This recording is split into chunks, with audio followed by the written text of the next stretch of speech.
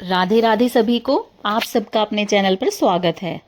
आज हम सकट चौथ, जिसे तिलकुटनी व्रत भी कहा जाता है, उसकी कथा सुनेंगे। यह व्रत माघ मास की कृष्ण चतुर्थी को किया जाता है। इस दिन भगवान गणेश की पूजा तथा व्रत किया जाता है एवं यह व्रत अपनी संतान की लंबी आयु की कामना के लिए किया जाता है।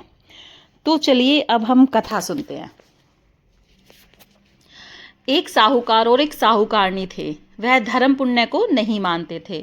इसके कारण उनके कोई बच्चा नहीं था। एक दिन साहूकारनी पड़ोसी के घर गई। उस दिन सकट चौथ का व्रत था। वह पड़ोसन सकट चौथ की पूजा करके कहानी सुन रही थी। साहूकारनी ने पड़ोसन से पूछा, तुम क्या कर रही हो? तब पड़ोसन बोली, आज चौथ का व्रत है, इसलिए कहानी सुन रही हूँ। तब साहूकारनी बोली, चौथ के व्रत करने से क्या होता है? तब पड़ोसन बोली, इसे करने से अन्न धन सुहाग पुत्र सब मिलता है।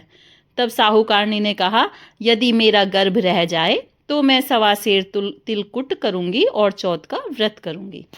श्री गणेश भगवान की कृपा से साहूकारनी के गर्भ रह गया। तो वह बोली कि मेरे लड़का हो जाए तो मैं 2.5 सेर तिलकुट का व्रत करूंगी। कुछ दिन बाद उसके लड़का हो गया। तो वह बोले कि हे चौथ भगवान, मेरे बेटे का विवाह हो जाएगा तो 5.25 सेर का तिलकुट करूंगी। कुछ वर्षों बाद उसके बेटे का विवाह भी तय हो गया और उसका बेटा विवाह करने चला गया, लेकिन उस साहूकारनी ने तिलकुट नहीं किया। इस कारण से चौथ देव क्रोधित हो गए और उन्होंने फेरों से उसके बेटे को उठाकर पीपल के पेड़ पर बिठा दिया।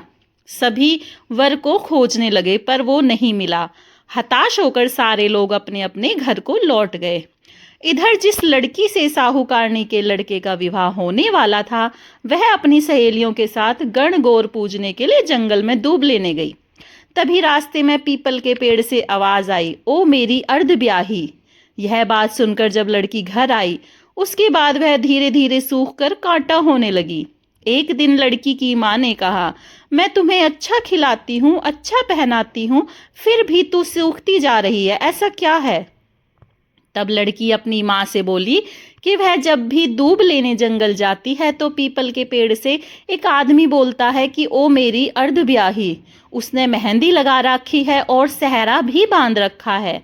तब उसकी माँ ने पीपल के पेड़ के पास जाकर देखा, यह तो उसका जमाई ही है। तब उसकी माँ ने जमाई से कहा, यहाँ क्यों बैठे हो? मेरी बेटी तो अर्ध ब्याही कर दी और अब क्या करोगे? साहूकारनी का बेटा बोला, मेरी माँ ने चौथ का तिलकुट बोला था लेकिन नहीं किया, इसलिए चौथ माता ने नाराज होकर यहाँ बिठा दिया।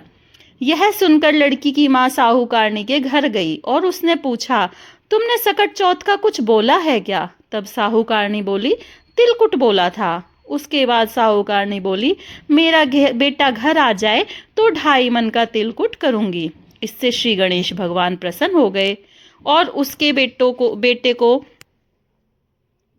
फेरों में लाकर बिठा दिया। बेटे का विवाह धूमधाम से हो गया। जब साहूकारनी ने बेटा एवं बहू घर आ गए, तब साहूकारनी ने 2.5 मन तिलकुट किया और बोली, हे चौथदेव, आपके आशीर्वाद से मेरा बेटा बहू घर आए हैं, जिससे मैं हमेशा तिलकुट का व्रत करूंगी। इसके बाद सारे नगरवासियों ने तिलकुट के साथ सकट व्रत करना आरंभ कर दिया। हे सकट चौथ, जिस तरह साहूकारनी को बेटे बहू से मिलवाया, वैसे ही सबको मिलवाए रखना। इस कथा को कहने सुनने वालों का सबका भला हो। जय।